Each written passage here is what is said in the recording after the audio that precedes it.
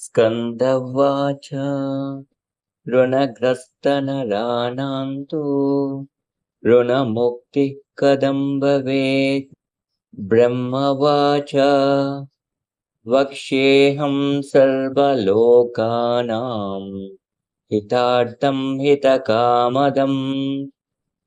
ॐ अस्य श्री अङ्गारकस्तोत्रमहामन्त्रस्य गौतम ऋषिः अनुष्टुप् छन्दः अङ्गारको देवता मम ऋणविमोचनार्थे जपे विनियोगः।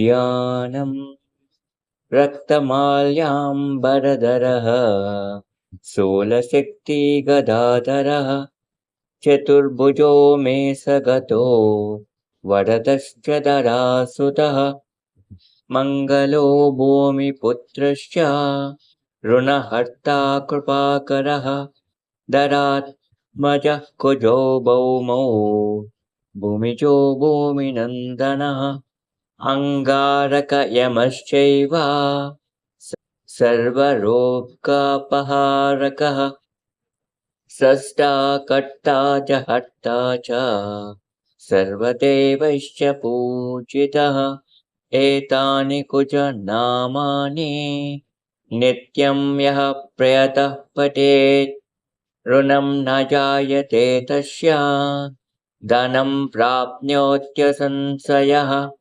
अङ्गारकमहीपुत्र भगवन् भक्तवत्सला नमोऽस्तु ते ममाशेष ऋणमासु विमोचय रक्तगन्धैश्च पुष्पैश्च धूपदीपैर्गुडोदनैः मङ्गलं पूजयित्वा तु मङ्गलानि सर्वदा एकविंशतिनामानि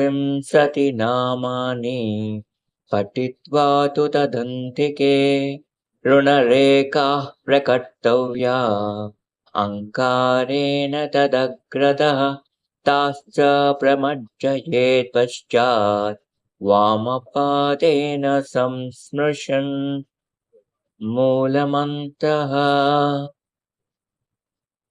अङ्गारकमहीपुत्र भगवन् भक्तवत्सला नमोऽस्तु ते ममाशेष ऋणमासु विमोचय एवं कृतेन सन्देहो ऋणं हित्वा धनं लभेत् महतीं श्रियमाप्नोति ह्यापरो धनदो युवा आद्यम् अङ्गारकमहीपुत्र